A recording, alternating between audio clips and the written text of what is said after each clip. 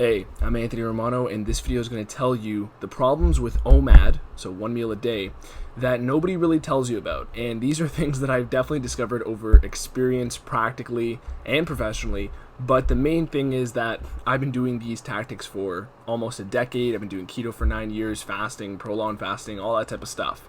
So I've definitely encountered these problems before, and I have the solutions to them. And in this video, I'm going to give you those solutions and teach you how to figure out if you're making these mistakes or not.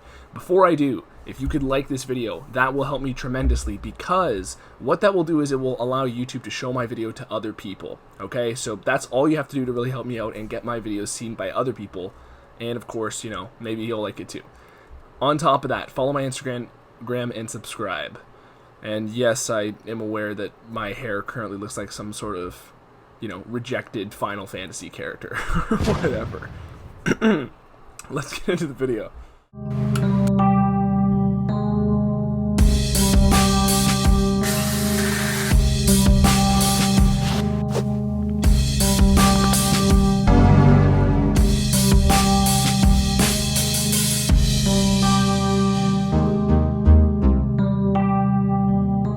Okay, so the main problems with 1 meal a day. A lot of people will tell you that you have to be afraid of fasting in any way, and you're going to lose muscle.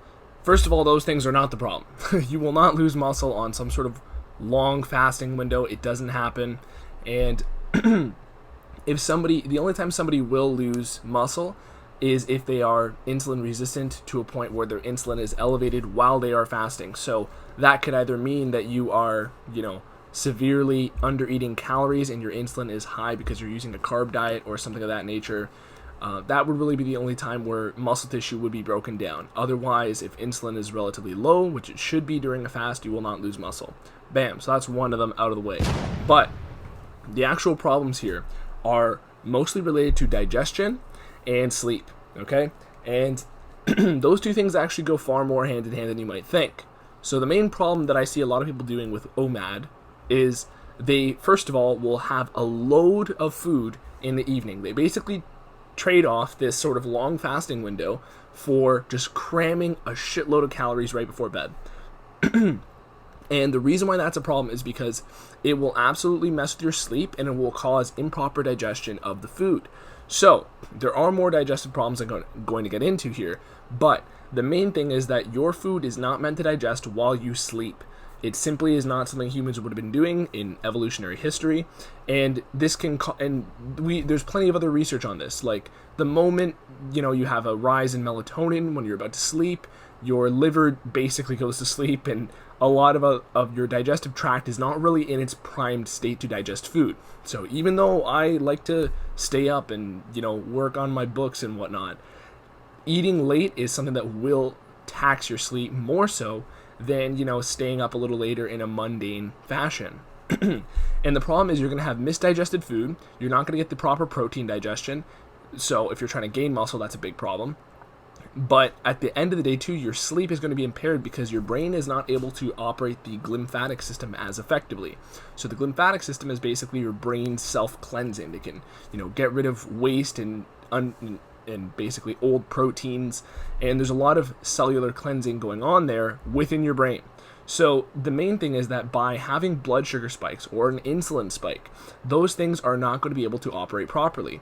And one surefire way to get an insulin spike before you sleep is to eat a load of food, a day's worth of calories. That is a huge mistake. And besides the fact that you will get better sleep and that will make you, a more lively and energetic person when you wake up so that you can be a better person overall, the thing is, it's not going to work with an OMAD regime. So let's get into some other problems here before I dive too deep into that. The other problem here is that a lot of times when people are doing OMAD, it's not a problem if you want to have carbs included in that diet. However, again, be mindful that the carbohydrates are the primary insulin spiking macronutrient.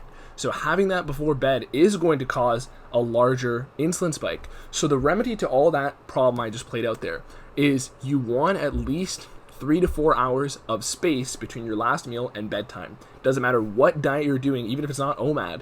Anytime you're, eating a lot of food late, you generally want there to be a good space of time between that meal and bedtime. And what you might even notice, especially for somebody who's trying to correct a sleep schedule, one thing that I learned the hard way is that typically, even on days when I used to eat late, I would always fall asleep or find myself feeling tired about 3 to 4 hours after my last meal.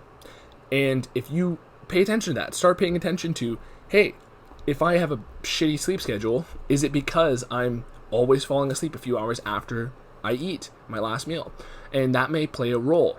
It's on top of that, you also don't even, if you have those days where you do fall asleep within 3 hours of that last meal, that will definitely impair sleep quality. And if you have some sort of sleep tracker, like an Oura Ring, that will probably reflect it.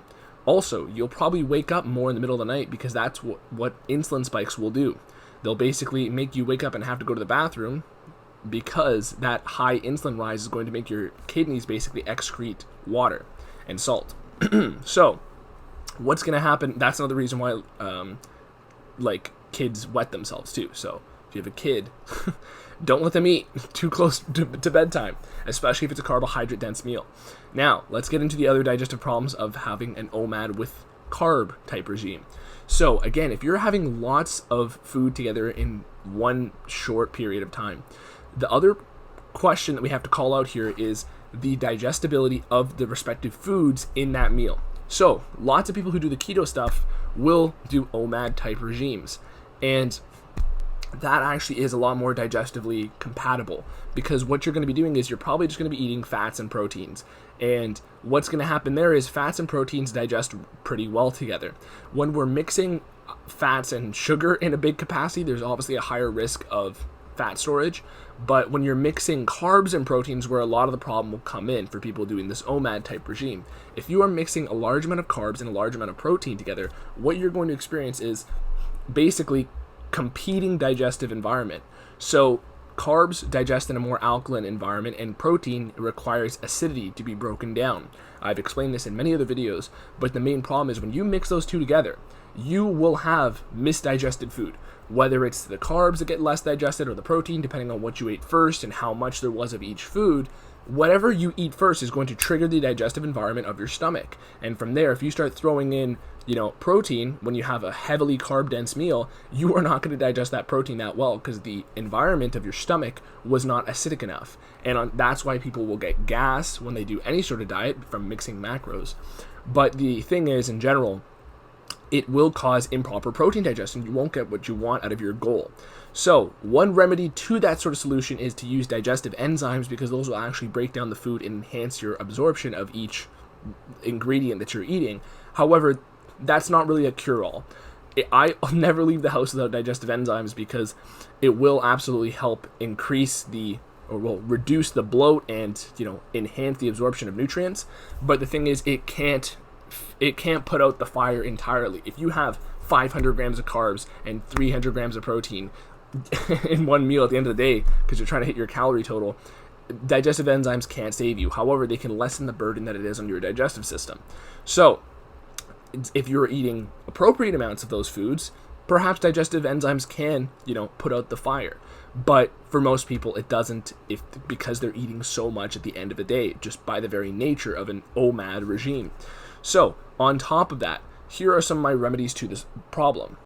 My preferred way to go about this sort of OMAD situation is whenever I do a sort of OMAD technique, and keep in mind, whenever I'm doing any technique, my diet is highly experimental. I've been doing keto for 9 years and fasting and all that stuff for almost a decade. So the thing is, I'm at a point where I basically will just switch up diet variations for the sake of testing out theories I have, like removing dairy or lactose or casein or a certain protein for a week, or doing more vegetarian stuff for a couple weeks and then bouncing back with some carnivore stuff. That's how my diet typically goes. So for me, OMAD is not something it's something I've used thousands of times, but it's not something that I'm going to be doing because I think it fits my lifestyle best. Now, whenever I do some sort of OMAD technique, the key difference that I do is I don't make the meal actually one meal. I don't make it an OMAD technique, technically, but it still fits the same fasting window that's similar to OMAD. So what does that mean? That means instead of having, 22 hours of fasting time and then eating my entire days of calorie worth in one meal, I will have 2 or 3 hours of eating window, and I will eat 2 meals basically within that 3-hour time, and then I will go to sleep 3 or 4 hours later. So that's kind of how, well, if I do eat it that late. But the point is, even then, I will have a very comparable fasting window. It just won't be 1 meal.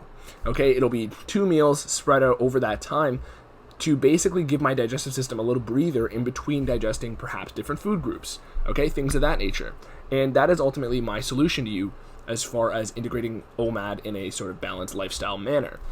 Because again, my videos and my page stand for trying to help you figure out what you want to do to figure out what fits your lifestyle best as far as this sort of fitness health context, okay?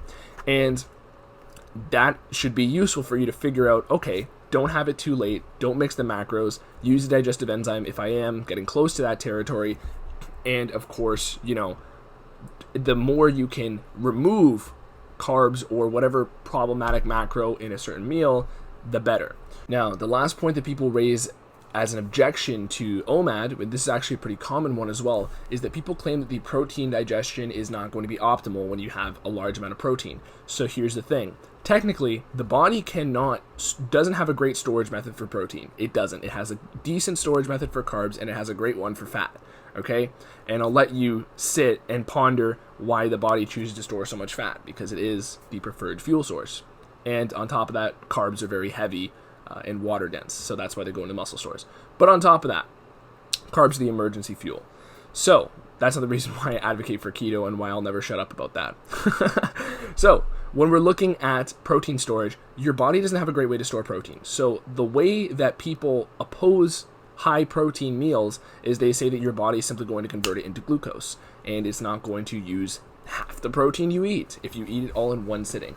Now, this in some ways is true, but you have to realize gluconeogenesis, so glucose conversion from basically protein or from glycerol, which is the backbone of fat, is a very demand-driven process. It is not supply-driven unless somebody slams the supply with like 400 grams of protein, okay? It's not supply-driven, it is demand-driven. So your body will generally convert the same amounts of glucose from protein and glycerol every single day, regardless of what you eat.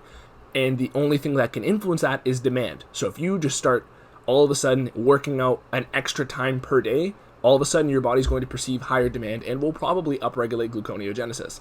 But you don't have to be worried about protein loss in that sort of sense. However, there is a decent enough argument that if you are cramming the whole day's worth of protein in one meal, it may not get properly digested or fully absorbed if it is solely lean protein, which is another reason why OMAD and keto people tend to flock together, because the proteins that are going to be the safest for eating a large amount of in one meal are the fatty proteins. So that's the commonality there. Why are the fatty proteins less likely to basically convert to gluconeogenesis? Well, because they contain fat, and that is going to slow the digestion. It's going to minimize any blood sugar spike that somebody would get from eating small amounts of protein, or large ones even for that matter. And because the digestive rate of speed is slower with fatty proteins, you will not see the body being playing catch up. It won't be like, oh shit, we have too much protein here, just convert some to glucose. That's not going to happen.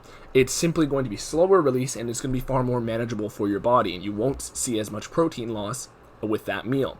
So again, another tip there would be, if you are going to be mixing macros in your OMAD type regime, and having lean proteins, which is fine, you'd probably be safer if you're looking from a pure protein absorption standpoint to use fattier proteins. Now, granted, you wouldn't want to mix high amounts of fat and high amounts of carb in the same meal, right? And same with high amounts of carb and high amounts of protein. But you understand the principle I'm arguing for here. At the end of the day, the fattier proteins would be more conducive to an OMAD plan because of the slow digestion rate, or at least slower, and the fact that you won't see as much blood sugar spike from them. So that is another point there to wrap up. Again, the solution I proposed earlier in this video was to simply have a long fasting window and have multiple meals within a 3 or 4 hour time span. Okay, that would be the most comparable thing to OMAD, and in my experience, the benefits are the exact same. Granted, the best way to approach OMAD, you don't have to approach OMAD as if it's like some sort of holy grail, okay? Because yes, it absolutely can benefit people in a dramatic fashion. But the thing is, there are ways to get similar benefits with slightly different approaches, such as the one I proposed. But the main point to take away here is this stuff intuitively, okay? Approach it with your lifestyle leading first. So, example for myself, the way I handle this stuff is I generally will fast most mornings, and depending on the day and what is going on in my life, I will then decide when to break the fast. So many times I will have my first meal at 1 or 2 p.m. Sometimes I'll have it at 5 or 6. Sometimes I'll have it at 3 or 4. Sometimes I'll have it late in the evening, like 7 or 8 or 9, okay, depending on the day. So on the days where I do eat late, like 8 or 9 p.m., that would technically be my OMAD type regime, okay? I'd basically will eat at 7 and maybe 9, and then go to sleep around 12 or 1.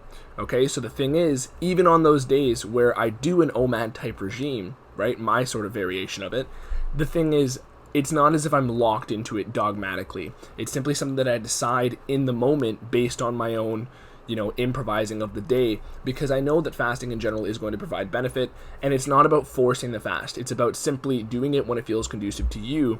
And in general, if you are somebody who fasts most days anyways and just isn't meticulous about what exact time you stop at, you will have a far more enriched experience of the fasting sort of lifestyle. If you want to eat your first meal at just after lunchtime, totally cool. And the thing is, even if you go most of the days of the week eating at lunchtime and then having a couple days in the evening where you eat that sort of OMAD type regime, you'll still be maximizing the benefits as much as you can, because you're doing this as balanced of a way as possible while you're still sort of putting that emphasis on you're still fasting in general. So you are going to have benefits, and you're not going to be taxing your lifestyle at any point. You're never going to be trading off lifestyle benefit in order for the fast to reach a certain point. So that is it for this video. I encourage you to like it. Like I said, that helps other people find my videos. And if you could also subscribe to me and follow Instagram, that would be fantastic. And also click the notification bell. Okay? I'm Anthony Romano. Peace.